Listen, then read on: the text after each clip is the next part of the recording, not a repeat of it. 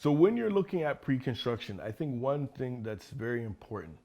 When you're looking at pre-construction, one thing is very important is location. The second thing that's very important is location. And the last thing that's very important is location. You might have guessed it. You have to have location when you're buying pre-construction. People in general feel like anywhere they buy pre-construction, they're gonna make money. This isn't the case.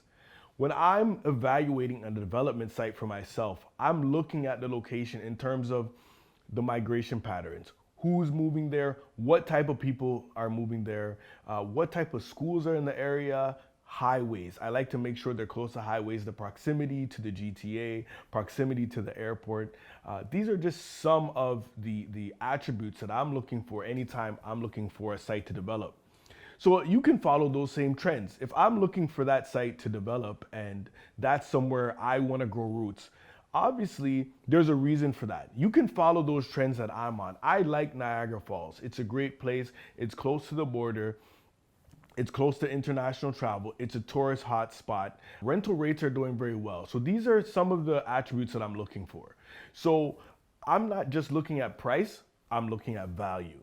So you may be able to go into one of these secondary markets and get a good price, but is it going to appreciate over time? Are you going to get the right value? And I think that is a key ingredient whenever you're looking at real estate. So people ask me, are you investing in Toronto? Are you buying pre-construction in Toronto?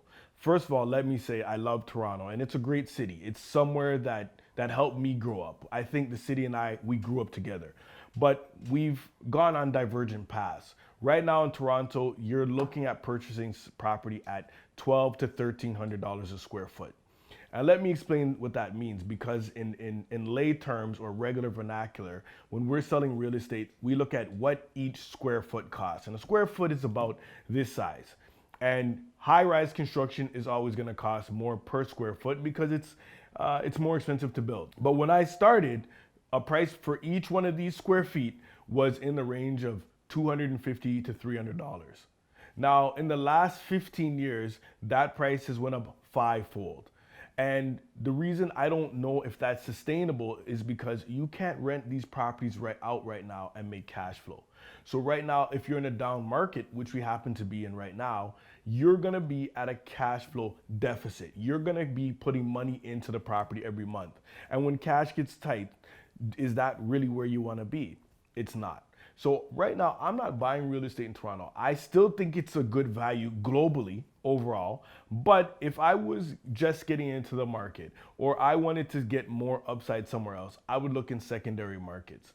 I would look at maybe places like Barrie. I would look at Niagara Falls. I would look just east of the city, Whitby. I think those are great areas that are coming up where you can still get good value and you don't need to put $200,000 or $300,000 into a property. Pre-construction is very important to know what type of pre-construction you're buying. Because if you're gonna buy a pre-construction high-rise, you should know delays are inevitable. These are very difficult projects to build. There's a lot of interest from people in the city and the community because they are such iconic properties. So you must know that these things are gonna take longer to build. So if they give you a date of completion and say 2 to 3 years, you should add on at least a year to 18 months and make sure that fits your horizon.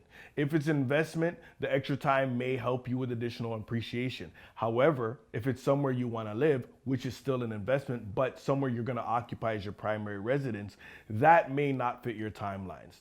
In that case, you may want to buy low rise, that's stacked townhouses, detached or semi-detached. That's what we consider a low-rise property. Those may be the perfect properties for you.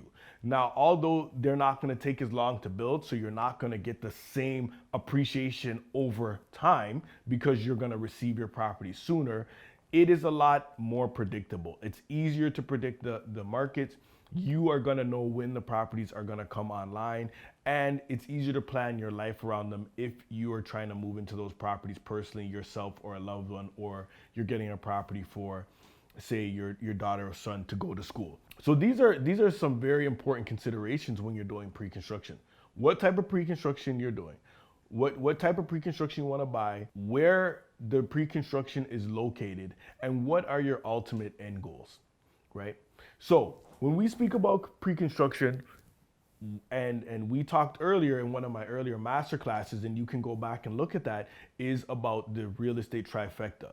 It's about appreciation, making sure your pre-construction appreciates.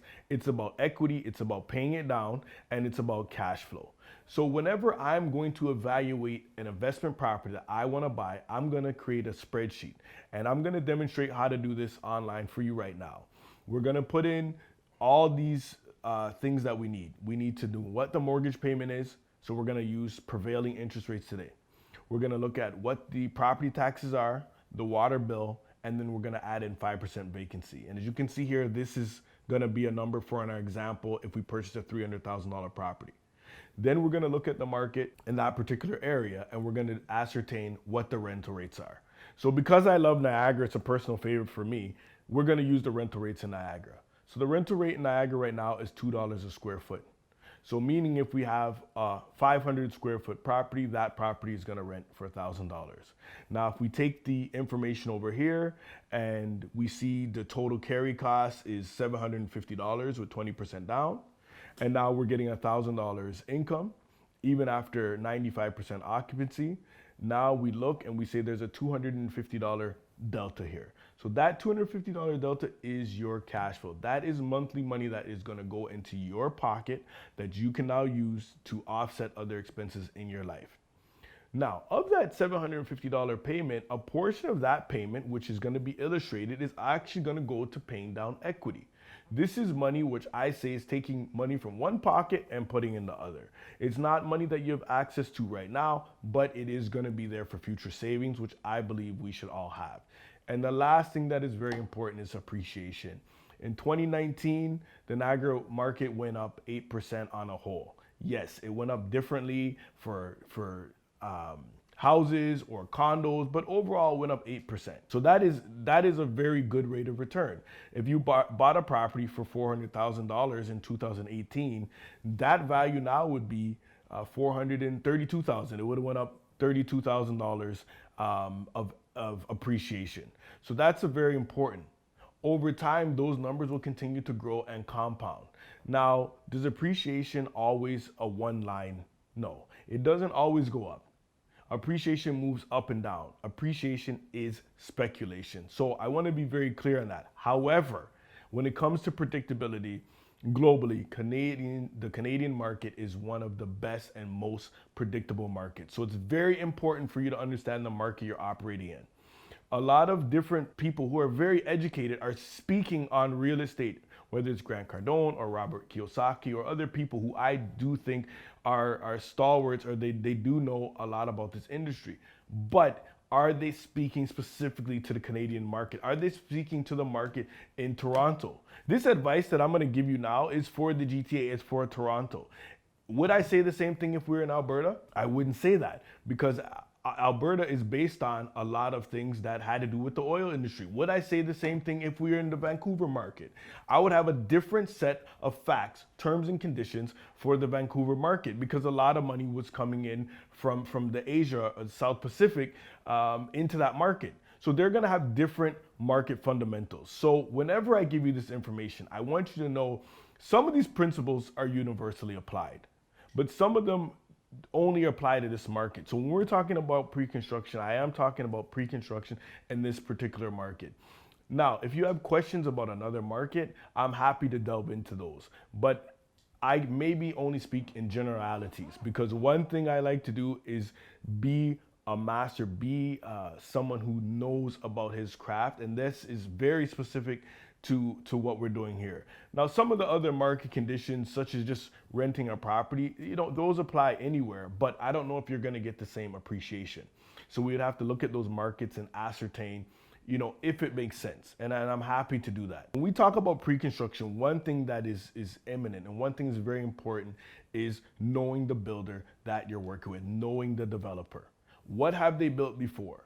You can get in touch with Terrion and you can see have they had any claims. Those claims will say if they've built good product, to make sure that they've actually delivered the product on time and on budget, and they don't have a lot of aftercare issues, because you don't want that.